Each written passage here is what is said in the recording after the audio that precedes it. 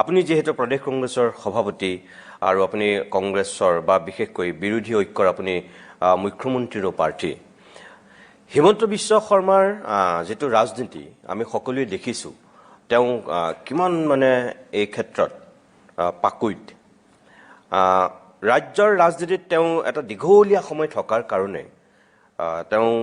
গোটেই নখ দৰ্পণত গোটেইবিলাক সমষ্টি আপোনাৰ ক্ষেত্ৰত আমি এটা মন কৰিছো যে একদম নিৰ্বাচনৰ প্ৰাক্ষণতো ভূপেন বৰাৰ নিচিনা প্ৰদ্যুৎ বৰদলৈৰ নিচিনা মানুহে আপোনাক এৰি থৈ পেলাই বিজেপিত যোগদান কৰিছে আৰু তেওঁলোক যোগদান কৰাই নহয় তেওঁলোক প্ৰাৰ্থী হৈছে আজিৰ দিনটোত আপুনি নিজেই সভাপতি আপুনি নিজে প্ৰাৰ্থী আপুনি নিজেই সাগে এতিয়া ষ্টাৰ কেম্পেইনাৰ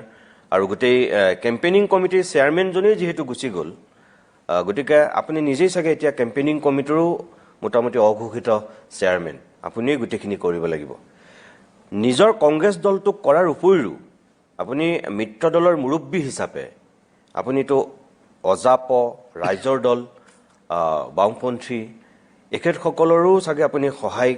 কৰাকে আপুনি নিৰ্বাচনী প্ৰচাৰত অংশ ল'ব লাগিব সম্ভৱ হ'বনে ইমান কম সময়ত এতিয়া সব আপোনাৰ কোৱাৰ দৰে মই হিমন্ত বিশ্ব শৰ্মা ডাঙৰীয়া ৰাজনৈতিকভাৱে যে যথেষ্ট জ্ঞানী মই নাভাবো তেওঁ দুই তিনটা অস্ত্ৰ আছে আৰু সেই অস্ত্ৰ বাহিৰে তেওঁ আৰু বেছি ৰাজনৈতিক তেওঁ কিবা জ্ঞান আছে মই নাভাবো তেওঁ প্ৰথম অস্ত্ৰ হল যে স্লিপাৰ সেল লগোৱা বি টিম লগোৱা তো প্ৰত্যেক দলৰ ভিতৰত অগপ দলৰ ভিতৰত আমাৰ দলৰ ভিতৰত ইউডিএফৰ ভিতৰত নিজৰ মানুহ লগাব পিছত গৈ যেতিয়া সুবিধা হৈ তেওঁলোকৰ কি কয় এক্সপায়াৰী যেতিয়া হৈ যায় সেইখিনি মানুহ বিজেপি লৈ আনিব বা অগপ দললৈ লৈ যাব ইয়াত নতুন কথা কি মই নিজৰ 2 বছৰ আগৰ নিৰ্বাচনত লোকসভা নিৰ্বাচনত একে কথা দেখিলো যে মোৰ লগত যে হুহান বাওহাত যি দৰে ঘূৰি আছিল তেখেতক হিমন্ত বিশ্ব শৰ্মা ডাঙৰীয়া বিজেপি দলক যোগদান কৰালে নতিজা কি হল নতিজা আমি প্ৰায় 1.5 লাখ ব্যৱধানত কংগ্ৰেছ দল যোৰহাটৰ ভিতৰত জয়লাভ হল এতিয়াও একে অস্ত্ৰ নতুন একো নাই এতিয়া তেওঁ প্ৰদ্যুৎ বৰদলৈ ডাঙৰীয়া আৰু ভূপেন বৰা ডাঙৰীয়াক তেওঁলোকে লৈ গৈছে এটো হল এটা অস্ত্ৰ ইয়াৰ মই নাভাবো মই ৰঙানদী হিদিনা গৈ আহিলো লখিমপুৰ জিলা গৈ আহিলো মোক কংগ্ৰেছ দলটো দুৰ্বল হোৱা নাই আমাৰ কংগ্ৰেছ দল লখিমপুৰ জিলাত আৰু শক্তিশালী হল আমি সময় সুবিধা লৈ জয়ন্ত খান ডাঙৰীয়াৰ ৰঙানদীত আমাক যোগ কৰাৰ পিছত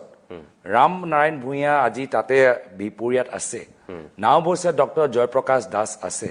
লখিমপুৰৰ গণবুঢ়াগোহাঁই ডাঙৰীয়া আছে সময় সুবিধা লৈ কংগ্ৰেছ দল আজি লখিমপুৰ জিলাত আগতকৈ আৰু বেছি শক্তিশালী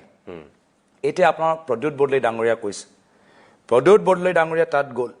কিন্তু যিদৰে আজি কাটিগড়া সমষ্টিত অমল জৈন ডাঙৰীয়া আহি আজি কাটিগড়া এজন স্থানীয় প্ৰাৰ্থী হিচাপে কংগ্ৰেছ দলৰ পৰা থিয় দিছে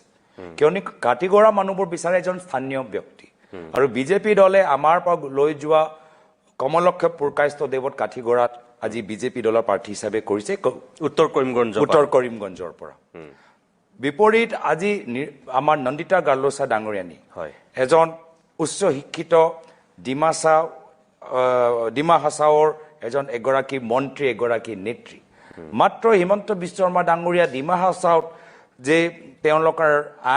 ভূমি লৈ যে নীতি কৰি আছে কিনা বেচা যে নীতিবোৰ কৰিছে তাৰ বিৰুদ্ধে মাত মাতাৰ কাৰণে আজি তেওঁ টিকেটৰ পৰা বঞ্চিত হল তেনেদৰে এজন সাহসী নেত্ৰীক আজি আমি ইয়াত লৈছো আমি আৰু মই ভাবো হবলে হৈছো তো হিমন্ত বিশ্ব শৰ্মা ডাঙৰীয়াৰ দ্বিতীয় অস্ত্ৰ কি নিজৰ লগত নিজৰ দৰে মানুহবোৰ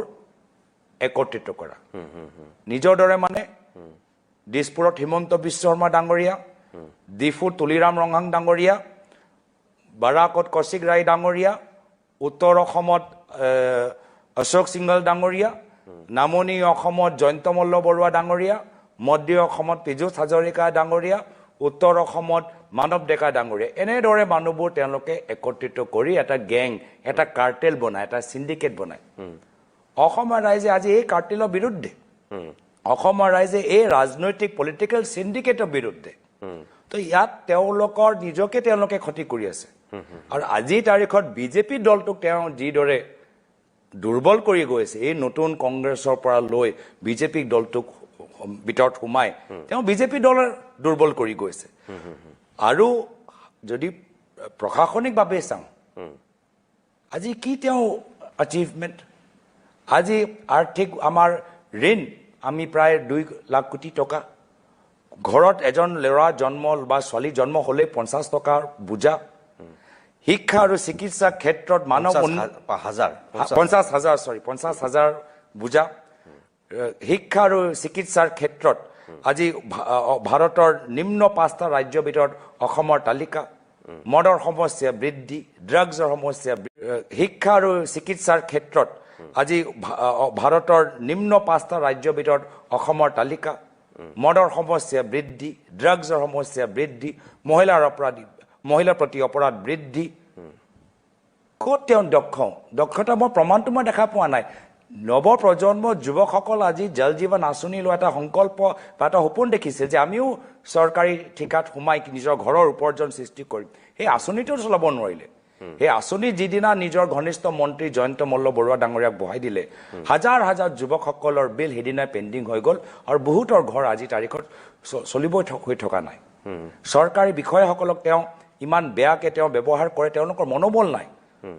আৰক্ষীৰ পৰা ডক্টৰ লৈ প্ৰশাসনৰ একদম মানে উচ্চ স্তৰৰ অফিচৰ পৰা তলৰলৈকে আজি সকলোৱে কয় যে আজি তাৰিখত প্ৰশাসনৰ কাৰ্যালয়ৰ ভিতৰত চাৰ্কেল অফিচৰ ভিতৰত এতিয়া কমিশ্যন লোৱা এতিয়া বৃদ্ধি পাইছে ওপৰৰ পৰা হেঁচা আহিছে তো তেওঁ না প্ৰশাসনিকভাৱে দক্ষ না তেওঁ ধন বল বাহুবল বাহিৰ কিবা এটা তেওঁৰ ৰাজনৈতিক কিবা চিন্তাধাৰা অসমলৈ কিবা বহল চিন্তাধাৰা আছে তো মই প্ৰথমতে আপোনাৰ প্ৰশ্নত যে তেওঁ আপুনি যি ৰাজনৈতিক পুৰস্কাৰ দিলে মই পুৰস্কাৰ দিবলৈ বিচৰা নাই যিদিনা তেওঁৰ পৰা আপুনি পইচা আঁতৰাই দিয়ে আৰু যিদিনা তেওঁৰ পৰা ক্ষমতাৰ তাজ তেওঁৰ পৰা আঁতৰাই দিয়ে বিৰোধী দলৰ ৰাজনীতি কৰি চাওকচোন গৌৰৱ গগৈ আপুনি যিটো কথা কৈছে মই যদি লাষ্টত কওঁ তেওঁ ৰাজনৈতিকভাৱে ইমানে পৰিপক্ক বিৰোধী ৰাজনীতি কৰি মই চাওকচোন কিমান তেওঁ পৰিপক্ক মই চাওঁ য'তে শাসন তাতে বাগৰিব সেইটো কি ৰাজনৈতিক তেওঁ নৈতিকতা থাকিল বা সাহস থাকিল বিজেপি এৰিব যদি বিজেপি কাইলৈ গৈ চৰকাৰৰ পৰা গুচি যায় তো কি পৰিপক্ক যদি এনেকে পলাই থাকে এইটোতো পৰিপক্কতা নহয় সেইটো নৈতিকতা নহয় এইটো সাহস নহয় এইটো শক্তি নহয় এইটো এটা দুৰ্বলতা মই পুৰস্কাৰ নিদিওঁ পিছত আপুনি যিখিনি কথা ক'লে হয় যথেষ্ট দায়িত্ব আমাক দিয়া গৈছে মই দলৰ নেতৃত্বৰ প্ৰতি কৃতজ্ঞ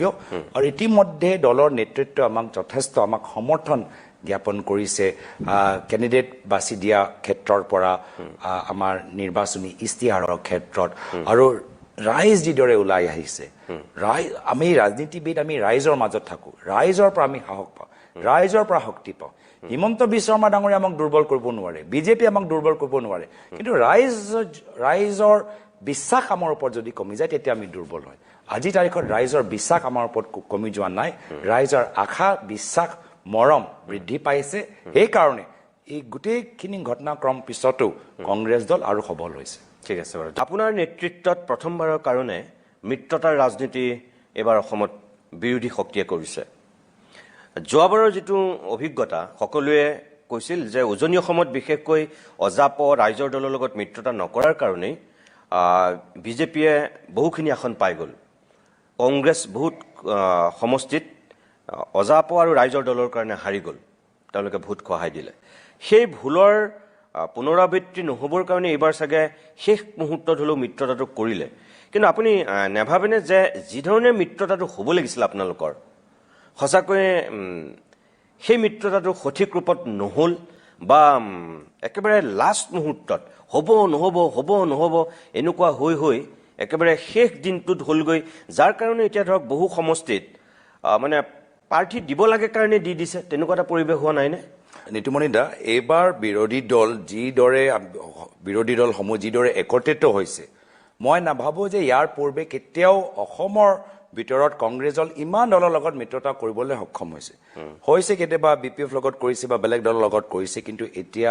জাতীয় পৰিষদ ৰাইজৰ দল CPIM CPIML দল APHLC দল বৃহত্তৰ এটা আমি মিত্ৰজোঁট আমি গঠন কৰিবলৈ সক্ষম হৈছো আৰু যেনেদৰে আমি ভাবিছিলো আগতে যে 100টা আসনৰ ওপৰত কংগ্ৰেছ দল হ'ব বাকীখিনি আসনৰ ওপৰত আমি বিৰোধী দল লগত লৈ আগবাঢ়ি যামকৈ তেনেদৰেহে হৈছে আৰু হয় ইমান দলৰ লগত কথা পাতিবলৈ নিশ্চয় অলপ সময় লাগে যেহেতু প্ৰত্যেক দলৰ ভিতৰত বহুতখিনি মানুহ প্ৰাৰ্থী হ'বলৈ বিচাৰে তেওঁলোকে টিকেটটো বা সিটটো এৰি দিবলৈ নিবিচাৰে আমাৰ দলৰ ভিতৰতো একেই অৱস্থা কিন্তু শেষত গৈ যেনে যিদৰে আমি ওলাই আহিলো মই ভাবিছো শক্তিশালী এটা বাৰ্তা অসমৰ জনসাধাৰণৰ ওচৰত গৈছে মই কোৱাৰ কাৰণে বেয়া নাপাব তেওঁলোকৰ এলায়েন্সটো যিমান সুসংগঠিত ৰূপত হৈছে তাৰ তুলনাত আপুনি নাভাবেনে যে আপোনালোকৰ এলায়েন্সটো মানে হ'ব লাগে কাৰণেহে যেন হ'ল ব্যাপক ৰূপত খেলি মেলি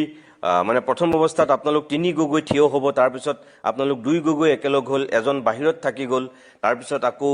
হ'ব নহ'ব এনেকুৱাকে থাকি লাষ্টত একেবাৰে অখিল গগৈটো পাৰ্টি ঘোষণাই কৰি দিলে এফালৰ পৰা নহ'ব বুলি কৈ তাৰপিছত একেবাৰে শেষ মুহূৰ্তত হৈছে তাৰমানে আপুনি যদিও কৈছে যে আপুনি কৃতজ্ঞ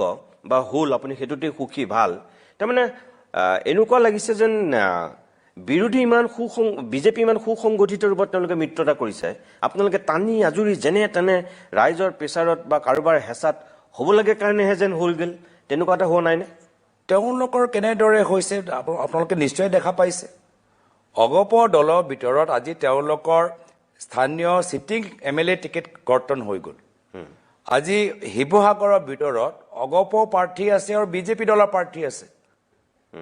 তেওঁলোকৰ একে য'ত প্ৰদীপ হাজৰিকা দেৱৰ দৰে এগৰাকী জ্যেষ্ঠ অসমৰ ৰাজনীতিবিদ আজি প্ৰাৰ্থী হৈছে তেওঁলোকে যদি ইমান আপোনালোকৰ কোৱাৰ দৰে সুস্থ ৰণকৌশল তৈয়াৰ কৰিছে তো এতিয়া প্ৰদীপ হাজৰিকা আৰু এতিয়া কুশল দেউৰী ডাঙৰীয়া যদি সঁচাকৈ তেওঁলোকৰ মিত্ৰ দলৰ লগত ইমান সুন্দৰ তেওঁলোকক ব্যৱহাৰ কৰিছে তো আজি গোটেই অগপ দলৰ ভিতৰত আজি ইমান UDFৰ বিধায়ক তাত কি কৰি আছে আজি UDFৰ আজি বৰাকৰ 2গৰাকী বিধায়কে তাত কি কৰি আছে আজি তাৰিখত তেওঁলোকে UPPLৰ এগৰাকী সাংসদক ৰাজ্যসভালৈ পঠালে আকৌ তেখেতৰ লগত মিত্ৰতা নকৰি তেওঁলোকে BPF লগত কৰি আছে সবৰ লগতো বিশ্বাসঘাতকতা কৰি আছে অগপ দলটো আজি তেওঁলোকে নাইকিয়া কৰি দিলে পুৰণা বিজেপি তেওঁলোকে নাইকিয়া কৰি দিলে BPFক এটা সময়ত লৈছিল নাইকিয়া কৰিলে পিছত UPPLক ল'লে তাৰপিছত নাইকিয়া কৰিলে এতিয়া আকৌ BPF দলক লৈছে কিমান হট মনোভাৱ লৈ হিমন্ত বিশ্ব শৰ্মা ডাঙৰীয়া হাগ্ৰামা মহিলাই ডাঙৰীয়া লগত চুক্তি কৰিছে আমি নাজানো নেকি তো সেইকাৰণে আজি তাৰিখত মই ভাবো যে ৰাইজৰ মাজত দেখা পাইছে যে হিমন্ত বিশ্ব শৰ্মা ডাঙৰীয়া বিজেপি অগপ সকলোকে তেওঁ গিলি পেলাইছে সকলোকে ধ্বংস কৰি দিছে কোনো বড়ো ট্ৰাইবেল পাৰ্টি হিমন্ত বিশ্ব শৰ্মা ডাঙৰীয়া বিশ্বাসত নলয় সকলোকে দুইজনকে হিমন্ত বিশ্ব শৰ্মা ডাঙৰীয়া মাত্ৰ ব্যৱহাৰ কৰিছে নিজৰ কিছু কৰ্পৰেট উদ্যোগপতিৰ লগত কিছু চুক্তি সহি কৰিবলৈ হ'লে বিভিন্ন আঁচনিত মানে কাৰোবাক 25,000 দিয়াৰ পৰা ধৰি কাৰোবাক একেবাৰে 1,000 2,000 এনেকৈ কেটেগৰী ৱাইজত ভাগ কৰি আপুনি গমেই পাই চাগে স্নাতকোত্তৰৰ কাৰণে বেলেগ স্নাতকৰ কাৰণে বেলেগ আনকি একেবাৰে মেট্ৰিক দিয়াৰ ল'ৰা ছোৱালীক টিউচন কৰিব পৰাকৈও যাৰ ভোটাধিকাৰ নাই তেওঁলোক 16 বছৰ কিন্তু তেওঁলোককো এটা পইচা দিছিল গতিকে এই আঁচনিবিলাকে বিজেপিক মানে একদম ধুমুহাৰ গতিত ভোট দিব বুলি বিজেপিও দাবী কৰে আৰু একাংশ মানুহে তেনেকৈ ভাবে তাৰ বিপৰীতে কিন্তু কৰ্মচাৰী বা পেঞ্চনাৰ এনেকুৱা একাংশ মানুহৰ মনত এনেকুৱাও এটা শংকা আছে যে যিহেতু হিমন্ত বিশ্ব শৰ্মাই ঋণ লৈ চৰকাৰ চলাইছে যদি কংগ্ৰেছ আহে বা কোনোবা বেলেগ মুখ্যমন্ত্ৰী হয় তেওঁলোকে চৰকাৰ চলাব নোৱাৰিব নেকি ঋণত ককবকাই আধা মৰা হ'ব নেকি বা দৰমহা দিব নোৱাৰিব নেকি পেঞ্চনো দিব নোৱাৰিব নেকি এনেকুৱা এটা কিন্তু মানুহৰ একাংশ কৰ্মচাৰী বা পেঞ্চনাৰৰ মাজতো এটা ধাৰণা আছে আপুনি গম পায় নে নাপায় মই নাজানো মই ব্যক্তিগতভাৱে বহু মানুহৰ লগত কথা পাতো কাৰণে গম পাওঁ আৰু গম পাই আপোনাক মই কৈছো গতিকে আপুনি নাভাবেনে যদি চৰকাৰী কৰ্মচাৰী আপোনালোকক ভোট নিদিয়ে হেতু ভয়ত পেঞ্চনাৰ বিলাকেও যদি হেতু ভয়ত আপোনালোকক ভোট নিদিয়ে তাৰ পিছত মহিলাসকলে এটা নিৰ্ণায়ক ভূমিকা লয় য'ত গোটেই মহিলাক একদম কিনি ৰখা নিচিনাই হৈছে দিয়কচোন মোটামুটি ইমান আঁচনি দিছে গতিকে তেওঁলোক ইমান সুখী হৈ থকাৰ পিছত বিৰোধীক কিয় ভোট দিব তেওঁলোকে? চাওক নিতুমণি দা, ময়ো বহুত সভাত লৈ গৈ মহিলাসকলৰ লগত মই কথাবোৰ পাতি আছোঁ আৰু মহিলাসকলক মই প্ৰশ্ন কৰোঁ যে এই যে চৰকাৰী আঁচনি আপোনালোকক দিয়া যায় তাৰ বাবে কিবা চৰ্ত আপোনাৰ ওপৰত লগায় নেকি? বাধ্যমূলক কিছুমান কাম কৰাই নেকি? সেই বাধ্যমূলক কামবোৰ নকৰিলে আপোনালোকে আঁচনিবোৰ পায়নে? তেওঁলোকে কয় নকয়। তেতিয়া মই বাধ্যমূলক কামৰ তালিকাবোৰ মই গাই যাওঁগৈ।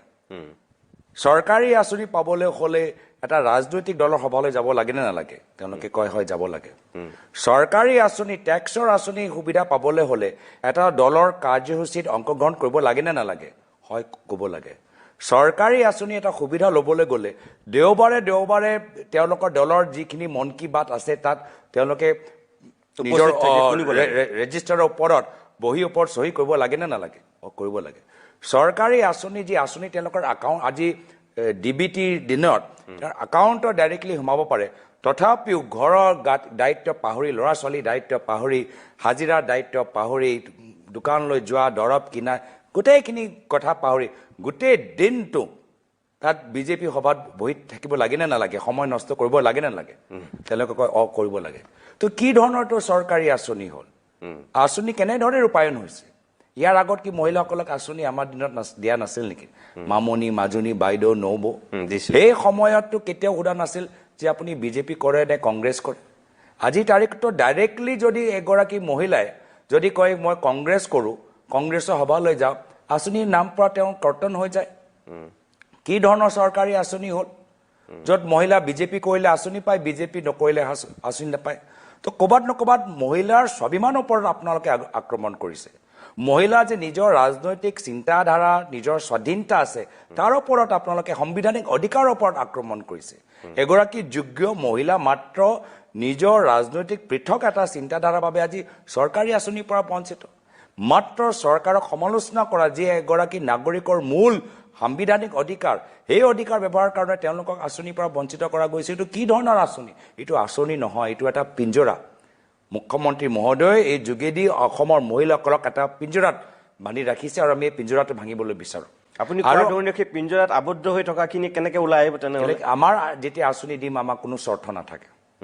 আমাৰ যেতিয়া মহিলাসকলক মাহেকে আমি যেতিয়া আঁচনি দিম, কোনো দলৰ সভালৈ যাব নালাগে, কোনো দলৰ সদস্য হ'ব নালাগে, কোনো দলৰ কামবোৰ কৰিব নালাগে। আপোনালোকে যদি যোগ্য পায়েই থাকিব, আপোনালোকক কোনো প্ৰমাণ পত্ৰ নিবিচাৰোঁ যে আপোনাক কংগ্ৰেছ কৰে নকৰে। আপোনালোকৰ পৰা আমি এটেণ্ডেঞ্চ নিবিচাৰোঁ যে মাহত আপোনালোকে কিমানবাৰ এটা দলৰ সভালৈ আহি থাকিলে। যি আজিৰ তাৰিখত বিজেপিয়ে তেখেতৰ লগত কৰি আছে, হিমন্ত বিশ্ব শৰ্মা ডাঙৰীয়াই তেখেতৰ লগত কৰি আছে, ক'ত মহিলা সন্মান কৰি আছে? অপমান কৰি আছে, অপমান কৰি আছে। মোৰ মতেতো আমি মহিলাসকলক আমি মুক্তি দিয়াবলৈ বিচাৰোঁ। আপোনালোকে নিজৰ কাম কৰি থাকক, ঘৰৰ কাম কৰি থাকক, হাজিৰা কাম কৰি থাকক, ল'ৰা ছোৱালী ডাঙৰ কৰক, পঢ়াওক, য'তে আছে তাতে থাকক, আপোনালোকে একাউণ্টত পইচা সোমাই যাব। এয়া হ'ল আমাৰ প্ৰতিশ্ৰুতি। মুখ্যমন্ত্ৰী প্ৰয়াত তৰুণ গগৈদেৱ 2001 চনত অসমৰ দায়িত্ব লৈছিল। সেই সময়ত আৰ্থিক সংকট আছিল, শিক্ষকসকলে দৰমহা পোৱা নাছিল। মানুহৰ ভয়টো তাতেই এতিয়া যে আপোনালোক যদি আহে অগপৰ নিচিনা যদি দৰমহা দিব নোৱাৰা হয়, মাহৰ পাছত মাহ যদি চৰকাৰী কৰ্মচাৰীয়ে দৰমহা নাপায় হাহাকাৰ কৰিবলগীয়া হয়, তাৰমানে হিমন্ত বিশ্ব শৰ্মা থাকিলে অন্ততঃ ক'ৰবাৰ পৰা বুদ্ধি বাধা কৰি হ'লেও মানুহৰ ভয় নহয়,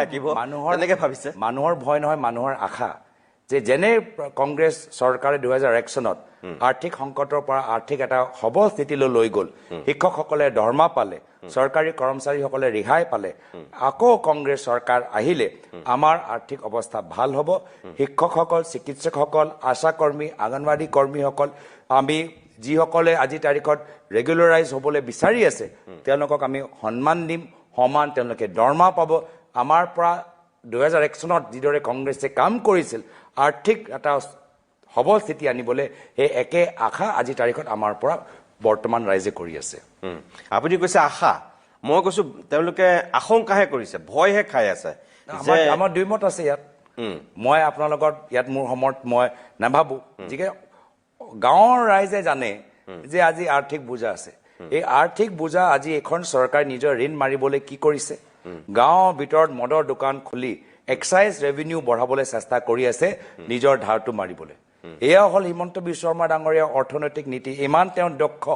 যে আজি নিজৰ ঋণ মাৰিবলৈ আজি মদ বিক্ৰী কৰিবলৈ বাধ্য হৈ গৈছে এয়া হ'ল তেওঁলোকৰ আজি নিজৰ ঋণ মাৰিবলৈ হ'লে আজি মাটিৰ ওপৰত ষ্টেম্প ডিউটি বঢ়াই দিছে এয়া হ'ল তেওঁলোকৰ আৰ্থিক নীতি আজি নিজৰ ঋণ মাৰিবলৈ হ'লে আজি মাটি খাজনা তেওঁলোকে বৃদ্ধি কৰিছে এয়া হ'ল তেওঁলোকৰ আৰ্থিক নীতি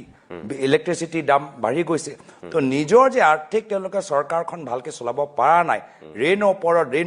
ঋণ লৈ গৈছে সেই ঋণটো হিমন্ত বিশ্ব শৰ্মা ডাঙৰীয়া মাৰা নাই সেই ঋণৰ বোজাটো আমাৰ ভৱিষ্যত নহয় বৰ্তমান অসমৰ ৰাইজে নিজৰ ষ্টেম্প ডিউটি নিজৰ ইলেক্ট্ৰিচিটি বিল নিজৰ এই যে গাঁও ভিতৰত যে এক্সাইজৰ এই যে মদ বেছি বিক্ৰী হৈছে GST যোগেদি আজিৰ পৰা অসমৰ ৰাইজত এটা সংকটজনক স্থিতি তাৰ পৰা আমি ৰেহাই দিবলৈ বিচাৰোঁ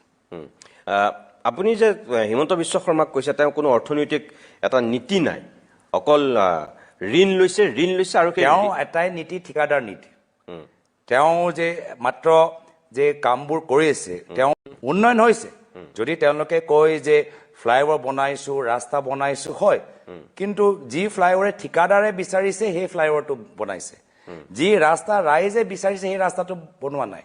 যি মথাউৰি ঠিকাদাৰে বিচাৰে সেই মথাউৰিটো তেওঁলোকে কৰিছে যি মথাউৰি মেৰামতি ৰাইজে বিচাৰে সেইখিনি কৰা নাই তো তেওঁলোকৰ উন্নয়ন আৰু আমাৰ উন্নয়নৰ মাজত এয়াই পাৰ্থক্য যে আমাৰ উন্নয়ন নিৰ্ধাৰিত কৰিব অসমৰ জনসাধাৰণ আৰু তেওঁলোকৰ উন্নয়ন নিৰ্ধাৰিত কৰে তেওঁলোকৰ ব্যক্তিগত স্বাৰ্থ তেওঁলোকৰ পৰিয়ালৰ সদস্যৰ স্বাৰ্থ আৰু তেওঁলোকৰ লগত থকা ঘনিষ্ঠ ঠিকাদাৰৰ স্বাৰ্থ মই আৰু এটা কথা আপোনাক সুধিছোঁ আপুনি কৈছে বাৰু তথাপিও তেওঁ অৰ্থনৈতিক নীতি নাই ঋণ লৈছে তেওঁ অভাৰব্ৰিজ বনাইছে ফ্লাইঅভাৰ বা কিবা আন্তঃগাঁথনি কিছুমান কাম কৰিছে সেইখিনিয়ে কিন্তু তেওঁ চকু চাট মাৰি ধৰাকৈ মানুহৰ মাজত বিজ্ঞাপনৰ চমকেৰেই হওক তেওঁ মুখৰ বক্তৃতাৰেই হওক কিছু মানুহৰ মাজত তেখেতে এটা ধাৰণা দিছে তেখেতৰ দিনত যিখিনি উন্নয়ন হৈছে ধৰক মানে এতিয়া শ্বহীদ স্মাৰক অসমৰ মানুহে শ্বহীদ স্মাৰক বিচৰা নাছিল অসমৰ মানুহে বিচাৰিছিল 855 জন শ্বহীদৰ বিনিময়ত আচল সমস্যাটোৰ সমাধান হোৱাটো কিন্তু তেওঁলোকে ইমান ধুনীয়াকৈ এজেণ্ডাটো মানুহৰ মাজত লৈ গৈছে যে শ্বহীদ স্মাৰক বনোৱাটোহে যেন কৃতিত্ব সেইটো হিমন্ত বিশ্ব শৰ্মাই এষ্টাব্লিছ কৰিব বিচাৰিছে আৰু আনকি তেওঁ বিচৰা আৰু ৰাইজৰ গ্ৰহণ কৰা মাজত যথেষ্ট পাৰ্থক্য আছে তেওঁ ফ্লাইঅভাৰ বনোৱা আৰু ৰাইজে যে নিজে বুজি পাইছে এয়া হ'ল অদৰকাৰী ফ্লাইঅভাৰ আজি গুৱাহাটীৰ ভিতৰত আটাইতকৈ ডাঙৰ সমস্যা কি ট্ৰেফিক নেকি যাৰ কাৰণে তেওঁ ফ্লাইঅভাৰ বনাই আছে আটাইতকৈ ডাঙৰ সমস্যা গুৱাহাটীৰ ভিতৰত কৃত্ৰিম বানপানী আটাইতকৈ ডাঙৰ সমস্যা হৈছে খোৱা পানী সেয়া লৈ তেওঁলোকে কি কৰিছে ৰাইজেতো কেতিয়া কোৱা আমাৰ ইয়াৰ পৰা ফ্লাইঅভাৰ লাগে তাৰ পৰা ইয়াত ফ্লাইঅভাৰ লাগে ৰাইজে কৈছে আজি অলপ বৰষুণ হ'লে জুবিন ক্ষেত্ৰৰ চাওক ৰাস্তাৰ অৱস্থা চাওক আজি কি কয় গাঁও ঘৰৰ ভিতৰত পানী সোমাই যায় এয়া খোৱা পানী আমি পোৱা নাই তো এয়া হ'ল আজি তাৰিখত মূল গাঁৱৰ ভিতৰত যাওক খেতিয়কসকলে ক'ব যে মূল সমস্যা যে আজি তাৰিখত আমাৰ পথাৰত আমাৰ খৰালি সময়ত আমি ইৰিগেশ্যনৰ একো আঁচনি নাই এয়া হ'ল মূল সমস্যা তো সেইকাৰণে মই কৈছোঁ যে আজি তাৰিখত ৰাইজে ভালদৰে জানে যে কিমানখিনি কাম হোৱা নাই ৰাইজে দেখা পোৱা নাই নেকি যে আজি গাঁৱৰ ভিতৰত মাজুলী যেনেকুৱা ঠাইত থলুৱা ঠিকাদাৰবোৰ যে আগতে আমাৰ দিনত বা সৰ্বানন্দ সোণোৱাল ডাঙৰীয়া দিনত ঠিকা পাইছে আজি তেওঁলোকে নিবনুৱা হৈ গ'ল ঘৰৰ ভিতৰতে বহি আছে আৰু সেই অঞ্চলৰ সেই ডিব্ৰুগড়ৰ চাৰ্কল অফিচাৰ বা BDO আজি ঠিকাদাৰৰ ওপৰত কোনো নিয়ন্ত্ৰণ নাই যিহেতু ঠিকাদাৰ এতিয়া মুখ্যমন্ত্ৰীৰ কাৰ্যালয়ৰ পৰা নিৰ্ধাৰিত হয় BDO কথা কিয় শুনিব যেতিয়া মুখ্যমন্ত্ৰীৰ পৰা অনুমতি লৈ আনিছে তো ৰাইজে এইবোৰ চব বুজি পায় তো অসমৰ ৰাইজ মুখ্যমন্ত্ৰী যিমানে বিজ্ঞাপন দিয়ক নিদিয়ক অসমৰ ৰাইজে শক্তিশালী বিকল্প বিচাৰে আৰু মিত্ৰজোঁট বিচাৰে কি দিনত মানুহৰ মুখত এটা কথা শুনিছোঁ এইবাৰৰ বিধানসভা নিৰ্বাচনটোত বোলে একো ইছ্যু নাই মানে ইছ্যু নোহোৱাকৈ ৰাজনৈতিক দলবিলাক এবাৰ মানে ফিল্ডত নামিছে আৰু এনেকৈ নিৰ্বাচনটো পাৰ হৈ যাব আৰু সামাজিক মাধ্যমতো বহুত মানুহে লিখিছে যে এইবাৰ কোনো ইছ্যু নাই আৰু মানুহ এবাৰ নীৰৱে আছে কিছুমানে কয় যে এই নীৰৱে থকাটো বৰ শুভ লক্ষণ নহয় কিছুমানে কৈছে যে এইটো চৰকাৰৰ বিৰুদ্ধে যাব পাৰে ৰায়টো আৰু কিছুমানে কৈছে নহয় নীৰৱে থকা মানে এবাৰ বিৰোধীয়ে যিহেতু একো ইছ্যু খাৰা কৰিব পৰা নাই গতিকে এইটো শাসক পক্ষৰ বাবে একদম চুনামি অহাকে ভোট যাব সঁচাকৈ কি এইবাৰ নিৰ্বাচনটোত একো ইছ্যু নাই নেকি চাওক এইবাৰ নিৰ্বাচনত মূল বিষয়টো হ'ল অসমক অসমৰ ৰাইজক কেনেদৰে নেতৃত্ব বিচাৰে আজিৰ তাৰিখত নেতৃত্ব ভয় আৰু ভাবুকিৰ ওপৰত নিৰ্ভৰ চৰকাৰৰ বিৰুদ্ধে ক'লেই কাৰোবাৰ চাকৰি যাব পাৰে কোনোবা জেললৈ যাব পাৰে কোনোবা ঘৰৰ সন্মুখৰ ৰাস্তাবোৰ নহ'ব কোনোবা বিলবোৰ পেণ্ডিং হৈ থাকিব আজিৰ তাৰিখত মানুহবোৰে প্ৰশ্ন কৰিবলৈ ভয় সমালোচনা কৰিবলৈ ভয় সভালৈ যাবলৈ ভয় বাহিৰত ওলাই যাবলৈ ভয় এই যে ভয় যে সোমাই গৈছে ৰাইজৰ মাজত ভাবুকি এই ভয় যে সোমাই গৈছে চৰকাৰৰ প্ৰতি মুখ্যমন্ত্ৰীৰ প্ৰতি এই ভয়টো নাইকিয়া কৰাটোৱে হ'ল মূল বিষয় আৰু এই ভয় সেইসকলে সৃষ্টি কৰিছে যিসকলে ৰাজনীতি নিকৃষ্ট যিসকল মাত্ৰ ব্যক্তিগত স্বাৰ্থ ৰাজনীতি কৰে যিসকল বিভিন্ন সিন্ডিকেটৰ লগত জড়িত দুৰ্ভাগ্যজনক কথা যে অসম দৰে এটা ৰাজ্যৰ নেতৃত্ব আজি এনেকুৱা কিছুমান মানুহৰ হাতত আছে যিসকল গৰু সিন্ডিকেট লগত যিসকলৰ নাম গৰু চোৰ দৰে মানুহবোৰ বুজি পায় যিসকল মাটি সিন্ডিকেটৰ লগত যিসকলক মাটি চোৰ কিছুমানে গম পায় হিচাপে পৰিচয় দিয়ে আজি জল জীৱন আঁচনিত কেলেংকাৰী ভ্ৰষ্টাচাৰী আৰু মাত্ৰ পৰিবাৰৰ নামত আজি আমাৰ বিধায়ক মন্ত্ৰী মুখ্যমন্ত্ৰী পৰিবাৰৰ নামৰ চৰকাৰী আঁচনি হিতাধিকাৰীৰ তালিকাত নিজৰ পৰিবাৰৰ নামটো সোমাইছে যি চৰকাৰী আঁচনি দুখীয়া মানুহৰ নাম তা হিতাধিকাৰী নামত তালিকাত সোমাব লাগে তাত বিধায়কৰ পৰিবাৰ মন্ত্ৰী পৰিবাৰ মুখ্যমন্ত্ৰী পৰিবাৰ তাত সোমাই আছে এনে ধৰণৰ ৰাজনীতিৰ পৰা অসমৰ ৰাইজে উদ্ধাৰ হোৱাটো বিচাৰে তো মূল কথাটোৱে হ'ল মূল বিষয়টোৱে হ'ল যে অসমৰ ভিতৰত এটা নিকাহ ৰাজনীতি ৰাইজে বিচাৰে এটা সফাই অভিযান আমি চলাই আছো অসমৰ ৰাইজে পৰিষ্কাৰ কৰি আছে অসমৰ ৰাজনীতি বহুত লেতেৰা হৈ গৈছে যোৱা কিছু বছৰত বিশেষকৈ হিমন্ত বিশ্ব শৰ্মা ডাঙৰীয়াৰ দিনত এই লেতেৰা ৰাজনীতি অসমৰ ৰাইজে নিবিচাৰে পৰিষ্কাৰ হোৱাটো বিচাৰে সফাই অভিযান চলাবলৈ আমি কংগ্ৰেছ দল জাতীয় পৰিষদ দল ৰাইজৰ দল CPM CPIML APHLC দল আৰু আমাৰ লগত বৃহত্তৰ অসমীয়া সমাজ একগোট হৈ অসমখন আমি সফা কৰিবলৈ ওলাই আহিছো এয়া হ'ল মূল বিষয় যে ক্ষমতা কোনো এটা বিশেষ মুখ্যমন্ত্ৰীৰ ওচৰত নহয় ক্ষমতা ৰাইজৰ ওচৰত থাকক এনেকুৱা এটা পৰিস্থিতি চৰকাৰ গঠন কৰিবলৈ গৈ আছে গৌৰৱ গগৈ বিজেপিয়ে বা মুখ্যমন্ত্ৰী হিমন্ত বিশ্ব শৰ্মাই কংগ্ৰেছৰ বিৰুদ্ধে বা আপোনাৰ বিৰুদ্ধে যিমানবিলাক নেৰেটিভ সৃষ্টি কৰিছিল অতি শেহতীয়াকৈ কিছুমান কথা নোকোৱা হৈছে যেনে ধৰক আপোনাৰ পাকিস্তান লিংকৰ কথাটো এতিয়া অকণমান তল পৰিছে আপোনাৰ ফেমিলিৰ বিষয়টো এতিয়া অকণমান তল পৰিছে হয়তো আপুনি যোৰহাটৰ কেণ্ডিডেট হোৱাৰ কাৰণেই চাগে এই বিষয়কেইটা অকণমান তল পৰিছে কাৰণ যোৰহাট লোকসভাত অতি বেছি আপোনাৰ বিৰোধিতা কৰি পেলাই যেতিয়া গোটেই চৰকাৰখন উবুৰি খাই পৰিছিল তাৰ ফল তেওঁলোকে যিহেতু হাতে হাতে পালে গতিকে এইবাৰো আপোনাৰ এই যোৰহাটৰ সম্ভ্ৰান্ত মানুহৰ আগত তেনেকুৱা কথাবোৰ কৈ পেলাই চাগে বেছি ক্ষতিকাৰক হ'ব বুলি ভাবি তেওঁলোকে যেনেকৈ অলপ দিনৰ আগলৈকে যিমান কৈ আছিল এতিয়া তেনেকৈ কোৱা নাই কৰবাত হয়তো কৈছে কিন্তু সততে মুখ্যমন্ত্ৰীয়ে সেই বিষয়টো এতিয়া একেদিন কোৱা নাই বা তেওঁলোকৰ বাঘা যিকেইজন নেতা তেওঁলোকে কোৱা নাই তাৰপিছতো মই আপোনাক কওঁ যে এটা নেৰেটিভ তেওঁলোকে সৃষ্টি কৰি আছে এতিয়াও যে কংগ্ৰেছ দলটো মিয়াৰ দল মুছলমানৰ দল এইটো এতিয়া আৰু কোনো হিন্দু নেতা নাথাকে অকল আপুনি থাকিব আৰু ৰকিবুল হুছেইন থাকিব কোনো হিন্দু নেতা থাকিব নোৱাৰে একদম শেহতীয়াকৈ প্ৰদ্যুৎ বৰদলৈ আৰু ভূপেন বৰা যোৱাৰ কাৰণেতো তেওঁলোকে অধিক এই ক্ষেত্ৰত উৎসাহিত হৈ সেই বক্তব্যটো আৰু বেছি ৰাখিছে আপুনি নাভাবেনে যে আগন্তুক দিনত এই নেৰেটিভটোৱে আপোনাক আৰু কংগ্ৰেছ দলক সঁচাকৈ ব্যাপক ৰূপত ক্ষতি কৰিব চাওক প্ৰথম কথাটো হ'ল যে মুখ্যমন্ত্ৰী মহোদয়ে মোক যিমান ব্যক্তিগতভাৱে আক্ৰমণ কৰি যায় তেওঁ নিজৰ দুৰ্বলতাহে প্ৰমাণ কৰে যেতিয়া তথ্যহীন যুক্তিহীন কথাবোৰ কয় মোৰ আৰু মোৰ পৰিয়ালৰ ক্ষেত্ৰত তো নিজৰ মানসিক দুৰ্বলতা বা নিজৰ ৰাজনৈতিক দুৰ্বলতা তেওঁলোকে প্ৰকাশ কৰে আৰু এক হিচাপে মোকতো হিৰো বনাই দিয়ে তো মইতো তেখেতক ধন্যবাদ আৰু কৃতজ্ঞতা জ্ঞাপন কৰোঁ মোক লৈ ব্যক্তিগত টিপ্পনী বা কথাবোৰ কৈ সেয়ালৈ মই ইমান কেয়াৰ নকৰোঁ চিন্তা নকৰোঁ কিন্তু মুখ্যমন্ত্ৰী জুবিনদাৰ সম্পৰ্কত এটা কথা কৈছিল যে বিধানসভা নিৰ্বাচনৰ আগত যদি জুবিনদাৰ ক্ষেত্ৰত তেওঁলোকৰ চৰকাৰ ন্যায় যদি দিব নোৱাৰে তেতিয়াহ'লে এখন চৰকাৰক অসমৰ ৰাইজে ভোট দিব নালাগে এতিয়া মই সুধিবলৈ বিচাৰোঁ সেইখিনি কথা কিয় নকয় মোৰ সম্পৰ্কত কওক বা নকওক সেইখিনি কথা যে জুবিনদাৰ ন্যায় সম্পৰ্কত যে ক'লে কি জুবিনদাক মই ন্যায় দিম এক হিচাপে বিধানসভা আগতে ন্যায় দিম ন্যায় দিলে ৰাইজে ভোট দিয়ক আৰু ন্যায় যদি দিব নোৱাৰে তেতিয়া ৰাইজে ভোট দিব নালাগে সেইখিনি কথা কোৱা আকৌ সাহস কিয় নাই সেই কথাৰ হিচাপ কিয় নাই আৰু দ্বিতীয় কথাটো হ'ল আমাৰ দল যোৱা লোকসভা নিৰ্বাচনত AIUDF দলৰ মুৰব্বীক পৰাজিত কৰিলে আৰু AIUDF দল প্ৰায় নাইকিয়া হৈ গ'ল দুৰ্বল হৈ গ'ল অসমৰ ৰাজনৈতিক ক্ষেত্ৰত কংগ্ৰেছ দল সোমাই আহি AIUDF দলটোক নাইকিয়া কৰি দিছে ৰাজনৈতিকভাৱে আৰু AIUDF দলক জীয়াই কোনে ৰাখি থৈছে হিমন্ত বিশ্ব শৰ্মা ডাঙৰীয়া সেইদিনা যেতিয়া প্ৰমোদ বৰা ডাঙৰীয়া ৰাজ্যসভাৰ সাংসদ হ'ল সেই সময়ত আমি দেখা পালোঁ যে অংকৰ অভাৱৰ কাৰণে বিজেপি দল AIUDFৰ বিধায়কসকলৰ ভোট তেওঁলোকে ল'লে সেইদিনাই তেওঁলোকৰ দুই নাও দুটা ভৰি যে নীতি সমালোচনা কৰে আমাক আৰু ব্যৱহাৰ AIUDF কৰে নিজে AIUDF বিধায়কক AGP দলক সোমালে তেওঁলোকৰ ৰাজনৈতিকভাৱে তেওঁলোকৰ কেৰিয়াৰ বহলাইবলৈ চেষ্টা কৰিছে আমি কোনো AIUDF বিধায়কক চিটিং বিধায়কক আমি লোৱা নাই কিন্তু তেওঁলোকক ভাল পায় মুখ্যমন্ত্ৰী কৰিমুদ্দিন বৰভূঞাক ভাল পায় মুখ্যমন্ত্ৰী আৰু এজন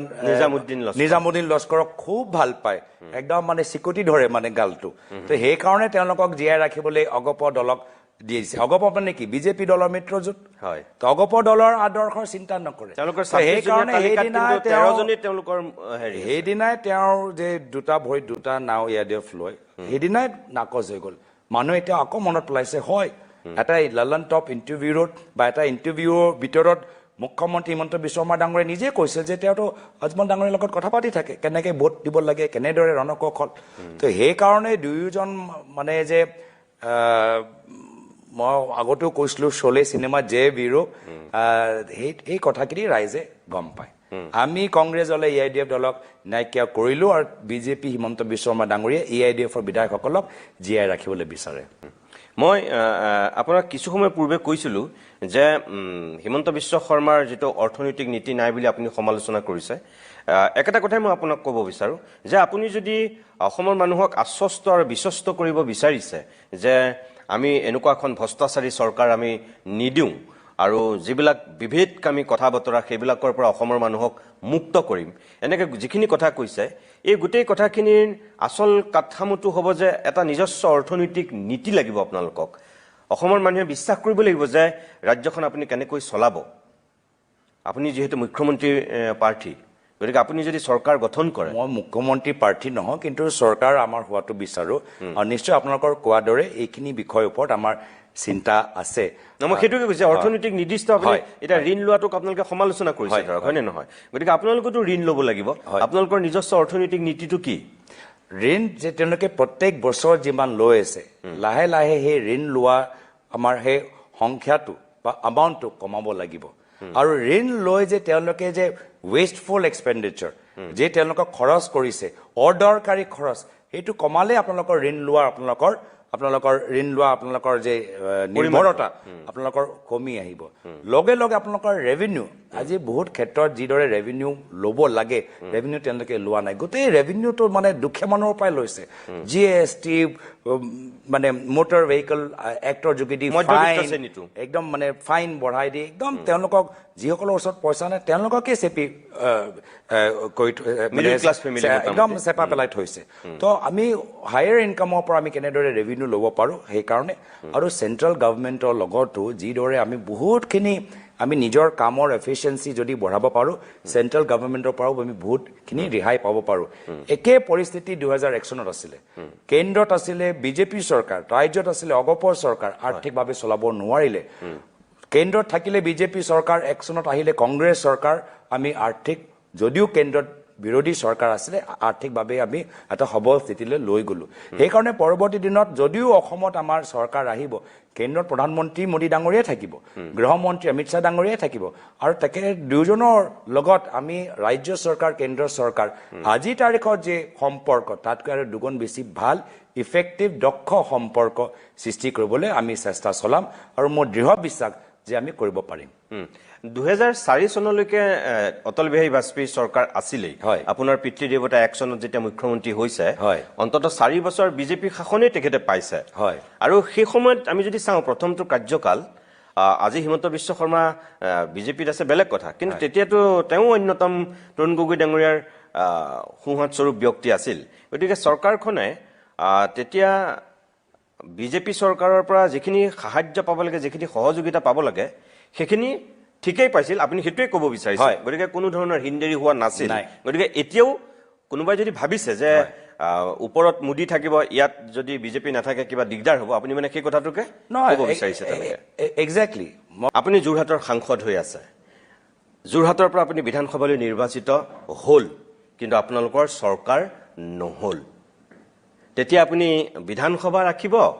নে আপুনি তেতিয়া লোকসভা ৰাখিব? আৰু যদি আপুনি চৰকাৰ কৰিব পৰাকৈ শক্তি সামৰ্থ্য আয়ত্ত কৰে বিৰোধীয়ে, তেতিয়াতো আপোনাৰ কথাই নাই, তেতিয়া বেলেগ হ'ব কথাটো। কিন্তু মই কৈছোঁ যে আপুনি চৰকাৰ কৰিব পৰাকৈ আপোনালোকৰ বিৰোধী ঐক্যক অসমৰ জনসাধাৰণে ৰায় নিদিলে, কিন্তু আপোনাক যোৰহাটৰ জনতাই ৰায় দিলে যে যোৰহাট লোকসভাত যিমান প্ৰত্যাহ্বান অহাৰ পিছত যেনেকৈ আপুনি জয়ী হ'ল, তেনেকৈ আপুনি বিধানসভাটো ধৰি লওক জয়ী হ'ল। যোৰহাটৰ জনতাই আপোনাৰ পক্ষত ৰায় দিলে। আপুনি দুইটাৰ ভিতৰত লোকসভা আৰু বিধানসভা আপুনি তেতিয়া কোনটোত থাকিবলৈ ভাল পাব? চাওক, মই এই ব্যক্তিগত চিন্তালৈ ৰাজনীতি কৰাই নাই, আৰু ব্যক্তিগত স্বাৰ্থলৈ বা মোৰ কি সুবিধা লৈ মই ইতিমধ্যে ক'লো যে বিভিন্ন আসন থাকিব পাৰিলোহেঁতেন য'ত মই প্ৰতিদ্বন্দ্বিতা কৰিব পাৰিলোহেঁতেন, কিন্তু যোৰহাট দৰে য'ত এটা প্ৰতিদ্বন্দ্বিতা হ'ব, য'ত এখন হ'ব, এনেকুৱা এটা আসনত মই লৈছোঁ। তো মই নিজৰ সুবিধা কেতিয়াও বিচৰা নাই। এটা কথা ঠিক, আজিৰ তাৰিখত মই মাত্ৰ এটাই কথা চিন্তা কৰোঁ যে চৰকাৰ অহাৰ পিছত যিখিনি সমস্যা লৈ আপোনাৰ লগত আজি মোৰ আলোচনা হ'ল, যিখিনি বিষয় লৈ, যিখিনি সমস্যা লৈ, সেইখিনি আমি কেনেদৰে সমাধান কৰোঁ, আমাৰ চৰকাৰ কেনেদৰে আগবাঢ়ি যাব, খেতিয়কসকলৰ পক্ষত, শিক্ষকসকলৰ পক্ষত, বিজ্ঞানৰ পক্ষত, আৰ্টিফিচিয়েল ইণ্টেলিজেন্সৰ পক্ষত, জুবিন দাৰ ন্যায় দিয়া পক্ষত, বা আমাৰ ক্লাইমেট চেঞ্জৰ পক্ষত, আজি গাঁৱৰ আৰু সৰু চহৰৰ উন্নয়ন যি সমান্তৰাল গুৱাহাটীৰ দৰে হোৱা নাই, সেইখিনি কামবোৰ কেনেদৰে হ'ব, দিনে ৰাতি মই সেই কথাই চিন্তা কৰোঁ।